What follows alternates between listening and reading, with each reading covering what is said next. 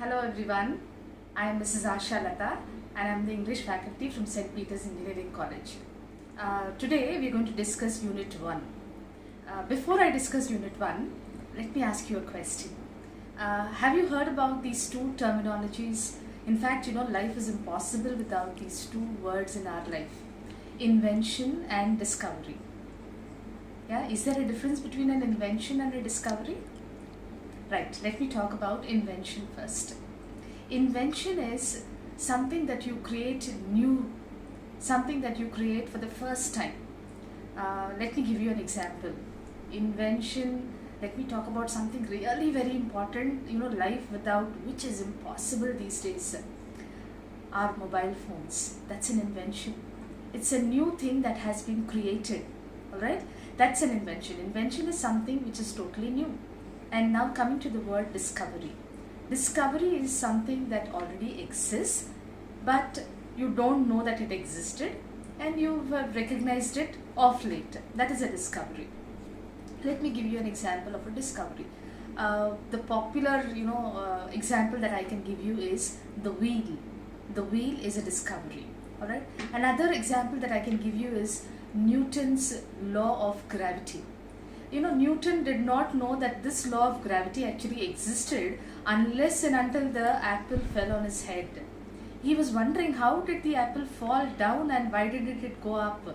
This law of gravity already existed and Newton discovered it. So this is about invention and discovery. Now let's talk about the first unit, which is about the Raman effect. Now this is about C.V. Raman, who discovered Raman effect. So this was something that already existed, and through research and study, C.V. Raman actually found out the Raman effect. So to start with, let us go with the first paragraph, the Raman effect, as the title goes. The first paragraph talks to you about Raman's childhood, and then Raman's teenage, and then it talks about Raman's passion. In the first paragraph, you will come across where Chandrasekhar Venkat Raman, that is his full name, where was he born, or where did he hail from? He was from Tiruchirappalli in Tamil Nadu, and he was a person who was educated in Presidency College, Chennai, and then his interest in physics, he was actually very passionate about the subject called physics. And another very prominent aspect about C.V. Raman is he, qualified in the civil services examination. Every young aspirant these days, aspires to clear the civils examination. There are students, who give up so many years just to prepare and train themselves to, gain entry into the civil services. Now, in those days, C.V. Raman, you should understand his, levels of intelligence and knowledge. He cleared the, your services exam, and he landed up in a job. Okay, and he gave up that job. Who would dream about giving up a job in the civil services? Yeah, if you look at the paragraph in the first paragraph here in the lesson, it talks about his clearing the civil services, and he became the Deputy Accountant General in Calcutta. This job, is a sense of pride. It gave him a status. It gave him a brand. He was the Deputy General in Calcutta. And just imagine a person who could clear the civils and land up in such a good, prestigious job, gave it up just because he had the passion for physics. That was the, that was the passion and interest that he had to pursue physics. Now, how do you think, his interest in physics actually started? His father was also a physics teacher, and that was the root of his interest in physics. So in order to pursue his career in physics, he gave up this job as a Deputy General and started pursuing the subject physics. Okay, and then he gave up his administrative position and he became the Professor of Physics in Calcutta University, the same place where he was the Deputy General. Alright, that's about the C.V. Raman in the first paragraph. Now coming to the second paragraph, it starts by saying, by the time he embarked on his first trip, embarked is by the time he started. Okay, when he started on his first overseas trip to London as a delegate at the University's Congress in 1921, leading physicists of that time, J.J. Thomson and Lord Rutherford, were already acquainted with Raman's significant study in the field of optics and acoustics. Now, the first thing Raman did after he became the university professor was studying the field of optics and acoustics. Okay, acoustics is nothing but something that deals with sounds. Raman had studied classical percussion instruments like the tabla and the mridangam. As I said, acoustics deals with sounds, and his study was actually about the tabla and the mridangam. More specifically, the mathematical relationships that produced the pleasing effects of the sounds. So he started his career in physics basically studying sounds. He wanted to actually find out and research how did mridangam and tabla come up with such melodious sounds, okay, such pleasing sounds. So this was his study at that point of time. Now the third paragraph is talking about a particular sea voyage to London. Okay, so, as you already heard of, C.V. Raman was on a voyage to London, and that was the time when he first thought about the blue color of the Mediterranean Sea. Now when you look at the waters in the sea, they are blue in color, right? So most of us have this notion in us that the waters of the sea are blue in color just because it's the reflection of the sky. Now Raman, being intelligent, and he was a person who wanted to research and study many things. So he had a query, he had a doubt. He said, why should the Mediterranean Sea be blue in color? It is not just the reflection of the sky, but there must be definitely something else behind it. And that was what actually started making Raman research on this particular area. And then what happened is, this was confirmed by the celebrated physicist Lord Rayleigh. Now before Raman entered the field of physics, there were people like J.J. Thomson and Rutherford earlier to him as physicists, and there was another popular celebrated physicist, Lord Rayleigh.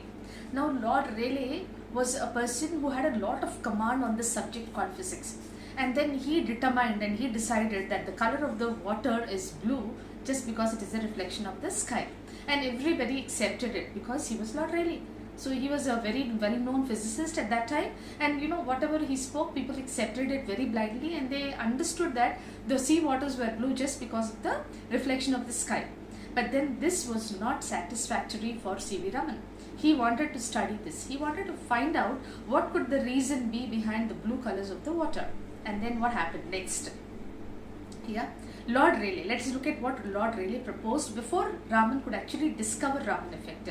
Lord Rayleigh, who had proposed that the minute particles in the air scattered the blue wavelength from the sun's white rays. However, Raman, as I told you earlier, was not convinced with this explanation. He speculated that the blue color of the sea could be caused by scattering of sunlight by the water molecules. So he had a totally different theory to be researched and studied. To verify his speculations, he used a polarized Nicol prism, which is a contracted, a boundaried, a limited sample of seawater, to show that the light was indeed scattered by water molecules. Now he understood that this, the color of the sea was blue, but then he wanted to know the reason behind it. And what he wanted to find out? That the scattering of light by the water molecules, a phenomenon that he called molecular diffraction. He wanted to study this further. He definitely knew that it was not the reflection of the sky, but something else behind it. And so he started studying and researching more about the color of the water being blue. Now on his return to India, he was on a voyage to London, if you remember, and that was the time when he had this doubt in his mind, when this query was in his mind to find out why the waters were blue. Now he was back in India, and when he was back in India, he initiated research. Initiated research is he started research in 3 areas. Okay, you have to remember these 3 areas because this is one of your short type questions in your exam too. What are the 3 areas of research Raman took over? Now the first one was the scattering of light by liquids, the scattering of X-rays by liquids, and the viscosity of liquids. These were the 3 areas where Raman started his study.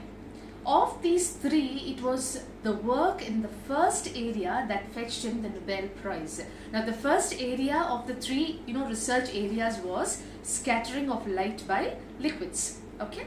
Over the next 7 years, he, along with his distinguished associates such as K.R. Ramanathan and K.S. Krishnan, conducted and supervised many experiments along these lines. Now, what are these lines on which they conducted experiments? It was scattering of light by liquids. You know, how was light scattered by liquids. This was the area of study which Raman did not do alone.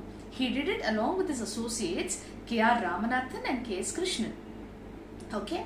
On the morning of 28th February 1928, Raman and his associate had irrefutable proof.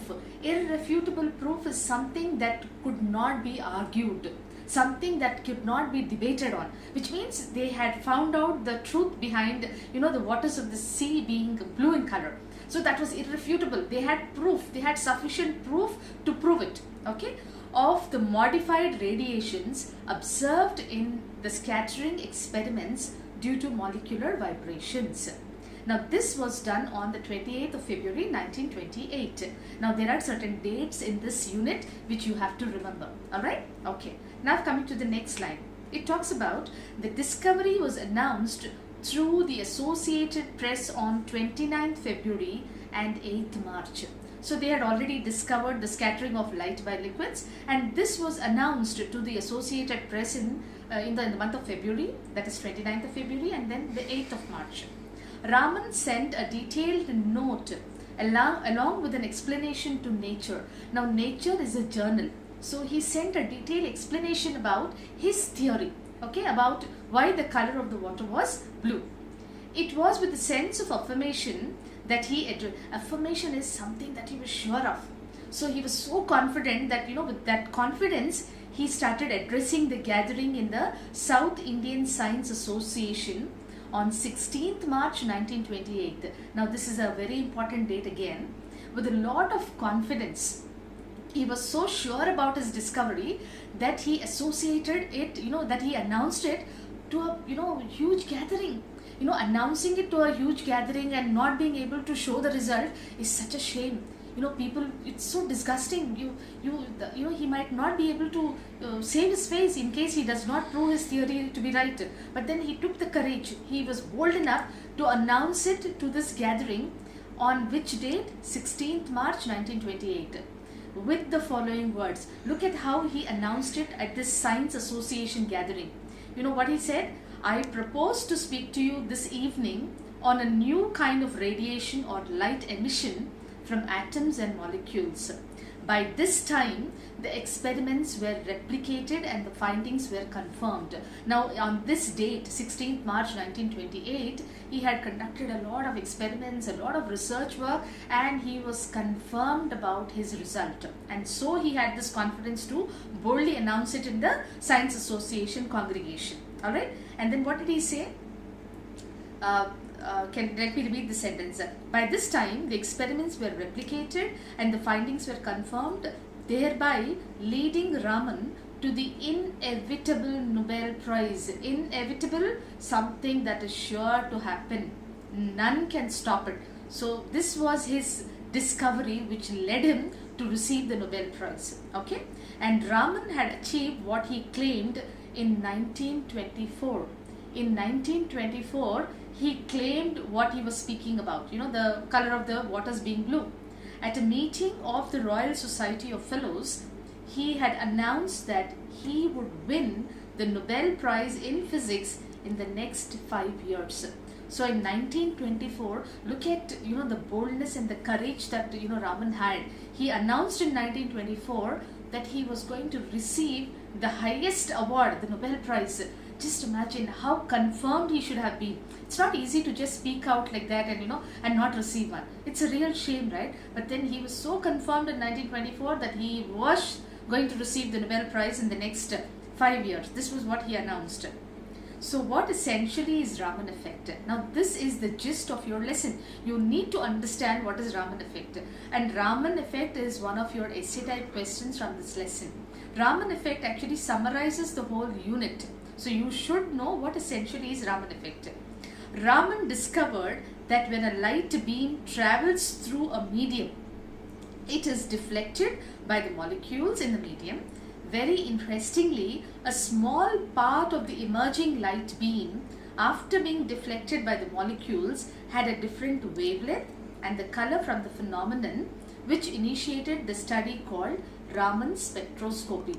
It's not just finding out Raman effect, discovering Raman effect. He also, came up with another discovery, which is Raman spectroscopy. Now, Raman effect actually talks to you about why is the water, blue in color. Then he talks about how the molecules, they are scattered in the liquid, and so the color of the water becomes blue. And when he was discovering Raman effect, he came across another theory which is called Raman spectroscopy. Now, what is Raman spectroscopy? Today, Raman spectroscopy finds a lot of applications in various areas, such as the study of the molecular structure of compounds. Handheld scanners. Handheld scanners are very common in shopping malls, guys. I'm sure you must have all visited the shopping mall, and when you're entering the shopping mall, you are actually scanned. Yeah, you are scanned to see if you're carrying any weapons or anything that is dangerous. So they scan you, right? Now this handheld scanners are actually using Raman spectroscopy, which we never knew. Alright, and then in case you're carrying any explosives and drugs, are easily detected with a hand scanner.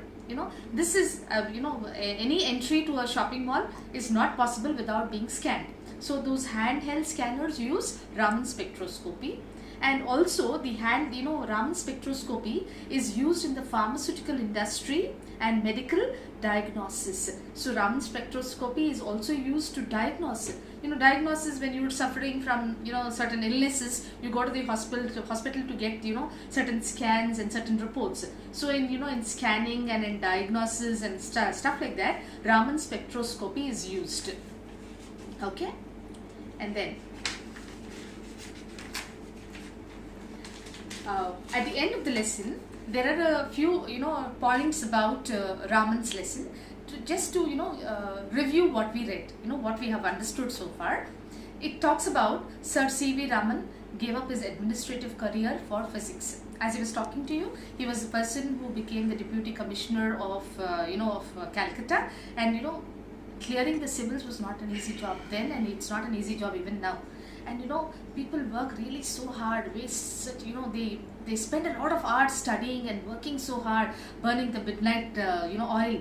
After doing all that, he achieved that big position, and then he gave it up just because his passion for physics was unbeatable. He didn't want to take, he didn't want something else to take his passion for physics. So he gave up his administrative career. And then it talks about C.V. Raman won the Nobel Prize in Physics in the year 1930. The most important year to be remembered in this lesson is the year 1930, because that was the time when he was awarded the Nobel Prize. And this usually is also given in your objective type case. When did Raman receive his Nobel Prize? So 1930 is a year that you must remember. Even if I wake you up in the midnight, you should be able to tell me that it is 1930 that he received the Nobel Prize. And the next point about C.V. Raman is that he was born in Tiruchirappalli in Tamil Nadu, which I already told you. And then he studied in Presidency College. Yeah. And then another aspect about C.V. Raman is that his father was also a physics teacher. And then the next point talks to you about, the second paragraph talks to you about Raman's significant work on classical persecution instruments, as well as, was well known to the major physicists of the time like Lord Rutherford and J.J. Thomson. It was not Raman who was the only person who studied acoustics. It was also J.J. Thomson and Lord Rutherford who were already doing this study in acoustics. And when he was studying acoustics, he was a person who did a lot of research on tabla and mridangam, and he wanted to find out how those pleasing effects were produced from the tabla and the mridangam. That was his initial area of study in physics. And then in the year 1921, Raman made his first trip abroad as a delegate for the University's Congress. J.J. Thomson and Lord Rutherford were the leading physicists of the day. Even before Raman entered the area of physics and research, J.J. Thomson and Rutherford were leading physicists. They were, people who were held in high esteem before Raman. During the trip, Raman showed through his experiments with the Nicol prism that sunlight was scattered by the water molecules of the sea. Now, this is nothing but, it talks about Raman's doubt or query about why the sea water was blue in color. And before Raman could, tell us about the reality of the waters of the, the sea being blue, it was, Lord Rayleigh who had come up with his own, theory. Lord Rayleigh had already, declared that the waters of the sea are blue in color just because of the reflection of the sky. Now, this was something Raman was not satisfied or convinced about, and he wanted to do a thorough study on the waters of the sea being blue. This was the time when he started it, okay, during his first trip. And then Lord Rayleigh had proposed that the air particles scattered the blue wavelength from the sun's rays. Raman showed that the blue color of the sea was actually a reflection of the sky. Raman had claimed at this Royal Society of Fellows that he would win a Nobel Prize within the next 5 years. So, this was, the self-confidence that Raman had on himself. He knew for sure that his theory was right. Alright? And then, so 5 years in advance, before receiving the Nobel Prize, he had announced that he is going to receive the Nobel Prize. It was his work with the scattering of light by liquids which fetched him the Nobel Prize for Physics. Raman and his associates performed many experiments and finally showed that modified radiations appeared in scattering experiments due to molecular vibrations. This was already discussed with you about the color of the water being blue.